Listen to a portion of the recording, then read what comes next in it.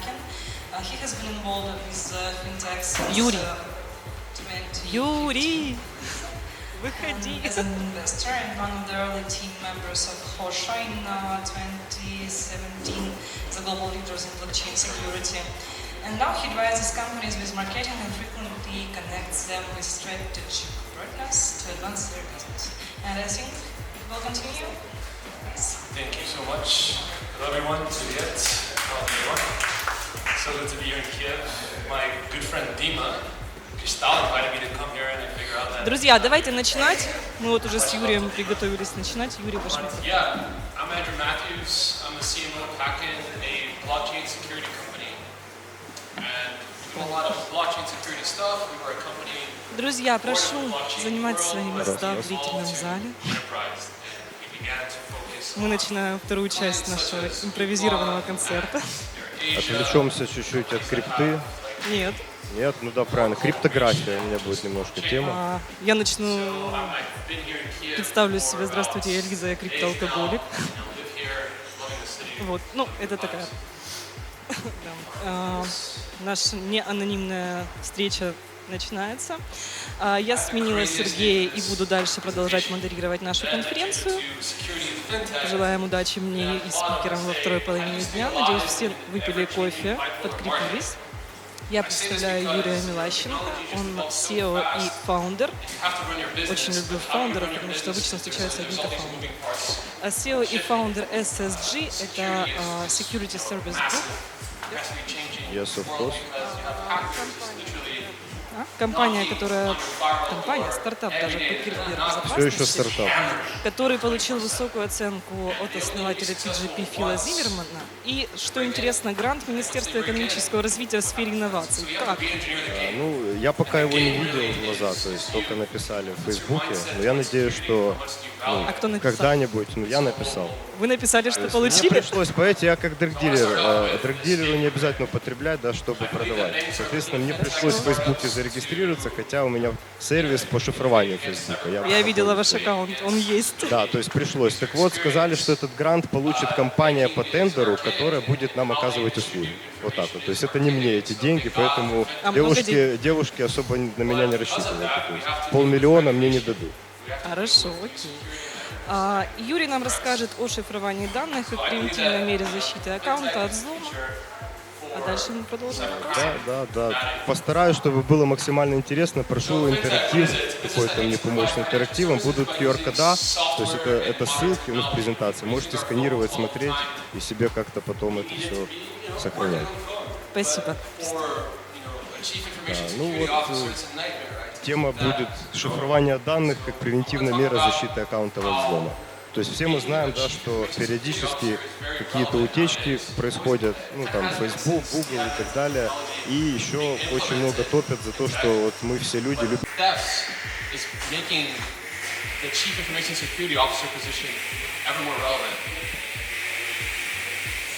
So FinTech today kind of looks like this.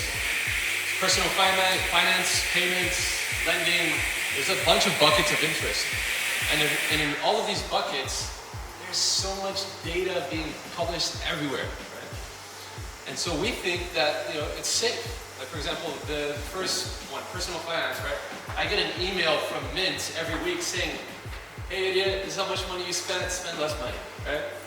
Next one, payments. If I hire a contractor, I know PayPal doesn't work here. In anywhere in the world where PayPal does work, I send them PayPal. And then lending club. I remember getting a $10,000 loan in 24 hours. I just applied online, they accepted it, deposited money in my account next day.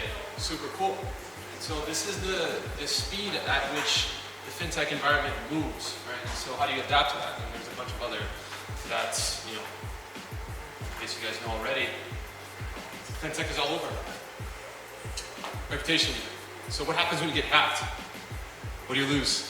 You lose your reputation in a sense. If you're the leader of a company, if you're the CEO, CTO, whatever, if you're involved at a C level, it affects you the most. Your reputation when it comes to a hack might be damaged forever.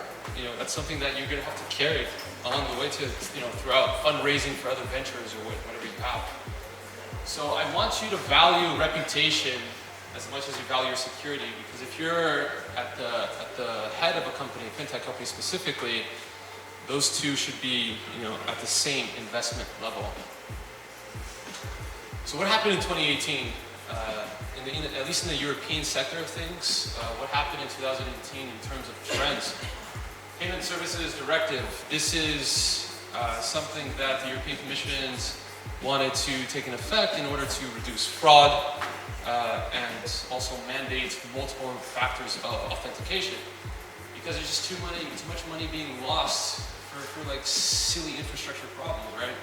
And people not implementing proper procedures and policies that fight this.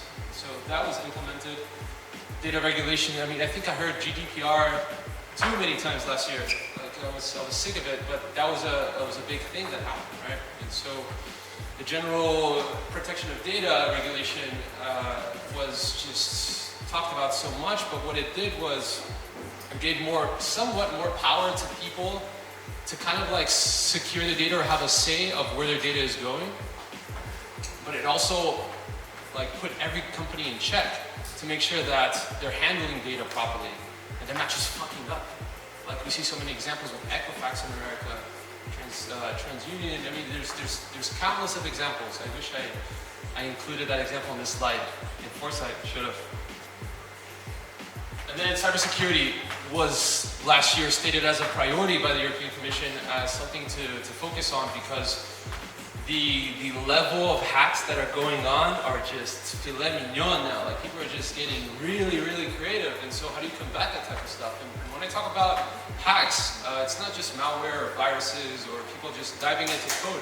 Straight up social engineering. Like people are giving phone calls pretending to be you now, and they have just enough information that they've bought off of the dark web to, actually make it happen and trick the representative of a company into thinking that you're them, but you're not.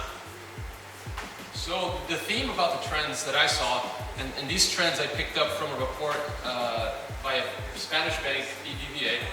They did a year-end summary in FinTech in 2018, and these were the three biggest points, and they have a theme in around cybersecurity. So if I could just focus on the second point. Continued work to improve harmonization and international cooperation. So let me rewind to Hacken. Hacken is a blockchain security company that also focuses on enterprise security. But we also deal with governments. And governments come to us asking us, how do we regulate a blockchain company? How do we regulate a cryptocurrency exchange? And so we give them our expert opinion based off of what we see under the hood, in the code, in what's written, in the logic of what's written. And so it's a very proactive approach for Hacken to educate governments, because governments can embed our theories, our methodologies into legislation. And so all of a sudden, we're now influencing the law. And so my recommendation when it comes to partnering up for FinTech companies is, which associations are influencing regulation? And go be a part of them. Go help them, go understand what they're doing, and try to forward that mission. Because what happens is you become more attractive in the eye of an investor. If an investor knows that you're preparing your FinTech startup for success from a regulatory, policy, procedure, operations standpoint, then it's more attractive for the investor to introduce you into ecosystems where there is a lot of money already, and they just put you in there, they introduce you. An example that comes to mind is the Chinese PayPal, Ants Financial. They raised like $14 billion last year. They're part of Alibaba. So the security aspect will become more important because corporate partners and clients demand it. I think that security claims do little to actually show what you mean about security. Like it's really easy for you to just state, yeah, we're the most secure ... Prove it, right? And so I want to introduce a little bit of, I want to petition for the role of the CISO and how the role of the CISO, the Chief Information Security Officer, should be considered from the get-go, from the beginning. And if not a CISO in your organization, then think about a third-party auditor that can help you think about security more effectively. So let's talk about these guys, and these ladies. CIO, CTO, CISO, Chief Information Officer, Chief Technical Officer, Chief Information Security Officer. When last year I traveled a lot to blockchain conferences, and it was a crazy year. A lot of people raising so much money and didn't know anything about security. So I would often, start pitching a smart contract audit or a penetration test, which is, a white hat hacker attempt to penetrate your network. And they say, my CTO takes care of this. Like, the CTO knows about security. It's all right, it's all good. No audit needed. And I'm like, well, the CTO is in charge of software, software engineering. I mean, it's cool if he knows about security, but it's not always the case. It's not uncommon to see a CTO focus on security, but it's also not common. And it's also not common in the minds of many more people that I'd say aren't in the technical aspect of things, i.e. marketers. So the Chief Information Officer, I believe that the Chief Information Officer from a hierarchy standpoint is at the very top. And so he's responsible for the resource management, IT resource management, setting up policies, standards of operating, educating the staff of a company on proper security methods, right? This guy is more of the IT operational guy. He wants to make sure that the company is running smoothly from an operational standpoint for all things IT. Chief Technical Officer, CTO. He responds to the CIO and the CEO in terms of hierarchy. You don't really see a lot of CIOs in the beginning in startups, but when you get more enterprise, they pop up a lot. And the CTO is focusing his efforts on the vision and on staying as forward-thinking and on the edge from a technology standpoint. So once again, software engineering is at the key for the CTO. That's a summary for the CTO. And then CISO, Chief Information Security Officer. He reports to the CIO, but his main responsibility is to monitor and analyze the IT infrastructure from an attack standpoint. Like, if we write software in this way, if we create a software architecture this way, how can this be hacked? And so just think about hiring a hacker to work for you so that, from a hacker standpoint, it protects you. I'm being funny here, but that's kind of like how it works. It's having the mindset of a security person thinking about your infrastructure. So the CISO takes on security risks that an organization faces to store their company's precious data and information. So I want to get into kind of like 3 quick pillars that talks about what the CISO focuses on like day to day. So let's start out high level with business risk. From the business risk perspective, we talked a lot about how they want to protect data and information. That's kind of like at the top. And they introduce a mindset where the data can be just analyzed in a way where you can understand that it's safe to safeguard it in that way. I know that CISOs weren't always at the chief position. They were normally regular employees with a part of their responsibilities entered into like the security landscape, right? So when you get the shared responsibility of these employees that are performing security exercises, and you put that in one person, that person becomes a CISO. And so now CISOs have I'd say the privilege of looking from top down and being able to say which technology we should use and work directly in connection with the CTO and the CIO making C-level decisions. So I think the CISOs are now becoming more and more of a thing because every insight that they can give into the development of your infrastructure really impacts the security of it. So the second supply chain. Think about when you, as a company, as a software company, you work with third parties and then you give third parties access to your environment. What happens then? Do you have a protocol in place in case something goes wrong?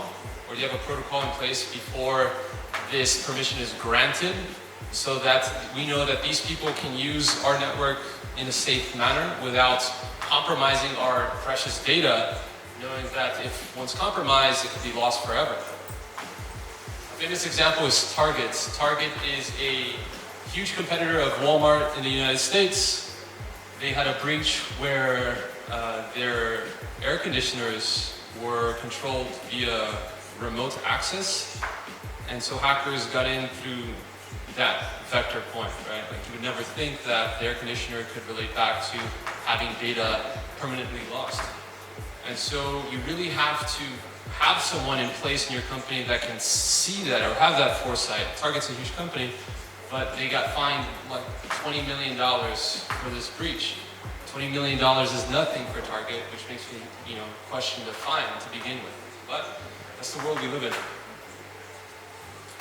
So as part of their focus on business risk, CISOs are spending much more time on areas like cyber supply chain security and vendor risk management, right? We're trying to understand how outside attacks can happen, and the CISO is the best person in place to think that way. Cyber adversaries, we have, think about groups that 24/7 come together and they go after a target. Normally this target is of high value. We think about the exchanges in the cryptocurrency world. One thing that we do at Hacking is we try to introduce ways that the cryptocurrency exchange industry can self-regulate instead of having governmental officials regulate. Which shouldn't be the case. And so we introduce through data and research certain indexes that help people understand if an exchange is manipulating their volumes, as an example. But hackers come in and they see an exchange, and if an exchange hasn't conducted a penetration test, it's really easy for you to take control of wallets, get control of cryptocurrency, and send that out to your wallets, right? Binance got hacked not too long ago, and through, I would say a global effort, we were able to create a timely report that listed where each coin went. And so we were in alliance with other exchanges to make sure that those tokens got blacklisted. And so if it's hard for you to offset or offload those cryptocurrencies, it's harder for you to make money off of it, and therefore you get discouraged from doing it, right? So this is another example of how partnerships and alliances can help you move forward and move your industry forward to more maturity. I talk about how in Odessa and in Rio and in Tehran, there's all these hacker groups, and working at Hacking, you learn about them. Sun Tzu. Has anyone read The Art of War? Somebody. Art of War is an amazing book full of wisdom, and I, in summary, want to give this wisdom.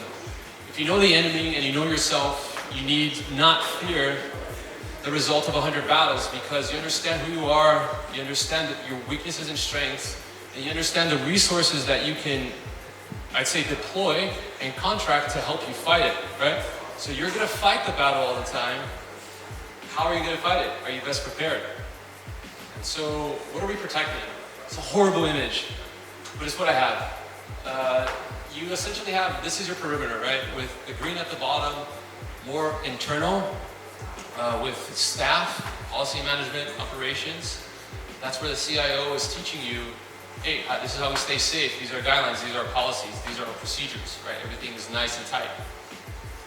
And from an outside threat, we look at, first of all, the perimeter security, then we go into network security, endpoint security, application security, and data security. It's incredible how much needs to be protected and how little investment that gets. Like, there's so much money poured into developing it, and you build this amazing castle.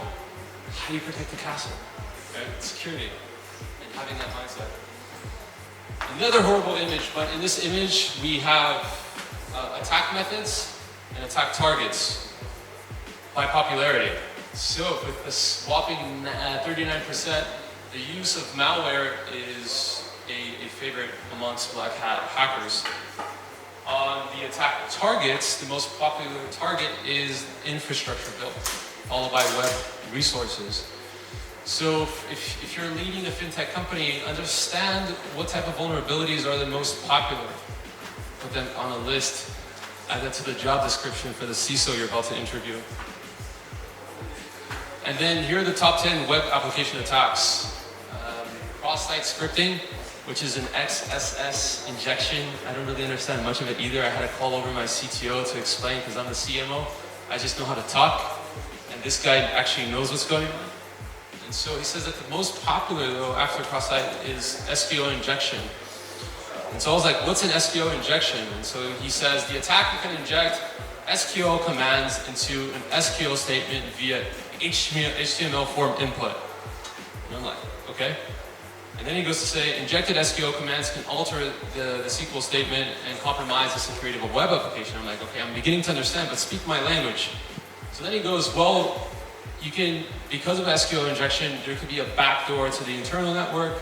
There could be remote code execution on the victim server, i.e. you, credential gathering that could be later sold in the dark web. And then the worst of all is to have information deleted forever or held in ransom up for sale. This is a quick visual of what that looks like. So this is what's going on. I mean, this is enough to make me scared, right? If I was starting a FinTech company, to not even consider having a CISO in place. So this is kind of like the structure from a mature security standpoint a company should have. There should be those 4 pillars: governance, intelligence, secure software development lifecycle, touchpoints, and deployment. So strategy, metrics, compliance policy, training. I think of the CIO when I see this. And the intelligence, attack models, security features, design, standards and requirements. I see work done by the CTO and the CISO here. SSDL touchpoints, again, CTO and CISO. And then finally, deployment. This is the phase where you say, it's time to have code review. My team has been working on this. My team is biased. My team kind of knows what's going on. I need to have the eyes of the outside world looking into my project, looking into my code, looking at the logic of the code, making sure that there's no loopholes, no backdoors that can be inserted. So one of the things that we do at Hacken, and by all means, any third-party auditing company that does code review, the most popular service is the penetration test. And this is done by ethical hackers, white hat hackers, right? That go into your network and conduct hacking activities. Now there's a few differences between white hat hacking and black hat hacking, right? Both are performed as a service, and the difference between one and the other is that the white hat, the person knows or has knowledge of your ecosystem, of your network. Black hat, the person does not know. And depending on what you require as a client, you might want one or the other, or both, right? So we look at 3 things: compliance, risk reduction, and attack simulation. And so, depending on the amount of data provided and the depth of the work, you can either do a full scope or just a part of it. It all depends on what the client needs. Normally, the client gets everything so that, number 1, you have hackers looking at your code and making sure that everything is patched up. We provide recommendations to you once we find vulnerabilities. Let me show you what the process looks like. So first off, we initiate a plan, sit down with you, and then we do vulnerability assessment. We look at your infrastructure, your network, and we do some manual logic. We sit down, we try to hack ourselves. I forgot to say that in phase 2, there's an automated vulnerability done by a robot. It does a check to see if your code has any of the publicly known vulnerabilities that has been found. And then phase 3, obviously we've talked about it, where we say, we do a manual check, now let's do a logic check, let's see if this code actually makes sense from a logic perspective. The phase 4 would be the draft report, where we provide the recommendations for you and we allow your team to make the fix. And then phase 5 is the remedy. Everything is confirmed, everything is good. We'll provide you with a final report stating that, we did the audit, you passed. And then ongoing support, and this is something that every company should have. It's affordable, and it's like having an army of hackers work for you all the time, which is a bug bounty program. You know, it's companies giving you money to find bugs. And we also have a bug bounty platform where there's around, I don't know, 2,500 hackers all around the world that are just waiting for companies to put out prizes if they find low-level, mid-level, or top-level critical vulnerabilities. And each one of these vulnerabilities can go from a prize of $100 for low level all the way to infinite depending on the high level critical bug. Once again, it does vary. Companies for the high level will pay $2,500 up to, I don't know, crazy amounts of money depending on the critical situation of that bug. So, in summary, what I wanted to pass on to you today is the importance of having security-focused people in an environment that totally depends on technology, on software. And that if you're taking the risk and the chance of building that company without security in mind, just remember you can lose your entire reputation. Thank you. Thank you, Andrew. Does anyone have questions, please? Yes. How many crypto exchanges currently use your services? So we've had, I'd say, under 20 exchanges that have conducted a penetration test with us. And the reason is they don't... 120? Under 20. Under 20. Oh, yeah, and that's a short answer. I guess the long answer would be because we know that they don't care about security, there's other priorities. Not like they care, forget it. It's just there's other stuff ahead that matters more to the bottom line. And so they have to kind of like ignore it, unfortunately. And so we thought about it from a marketing angle. So if this were to be made sexy, how would it look like? And so we're turning penetration testing into certification. May you name some of them? New to the company, I don't know all of them. I know we've worked But with please Xena speak Exchange. closer to the microphone because it's not really... Sorry, it's like I hear my voice right next to me, so I can Okay. tell the difference. Xena Exchange, wow. So sorry. Xena Exchange, yeah? Xena Exchange, I can't remember any other exchange to be honest, but I know there's a list and I can send it to you. Just tweet me. I would be grateful. Yeah. Send me a tweet and I'll send it to you. This is your Twitter. Yes. Is it open? Because usually sometimes we follow on Twitter but do not send messages. You'll get a reply. Okay, thank you. And one more question. You mentioned that, for example, there is a hacker team. I mean, not white hackers, but black hackers in Rio or Odessa. Is it simple to find out the location of that group? I mean, even though they are using a kind of VPN or whatever. Always not easy. I wouldn't say it's the focus because you can be misled into thinking that they're in a specific city. These are reports that I've read that they're in these cities. I believe that they're decentralized and everywhere. I was trying to be funny with the presentation. Oh, I see. Because I thought so, But it and exists, that's though. why I It wanted exists. to clarify. It definitely exists. If there's a concentration of development talent in specific cities, for sure there's hackers around. Okay, thank you. Thank you.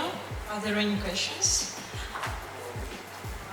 I'd like to ask you, how do you evaluate the situation in Ukraine in cybersecurity at all? Say that one more time. Sorry? What was that? The whole situation in Ukraine in cybersecurity. How do you evaluate?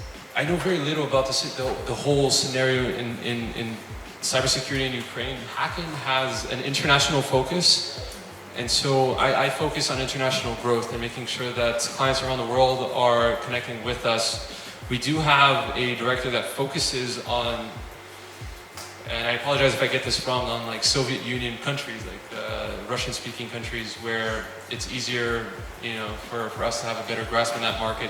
There's a person that focuses on that. He would have an amazing answer for you. Yeah. And by the way, if you have any questions regarding the technical side or marketing side, and just security stuff in general, you can just tweet me there, and I have a whole entire team that can answer any question you may have. Okay, thank you. Well, thank you, Andrew. Yes, thanks.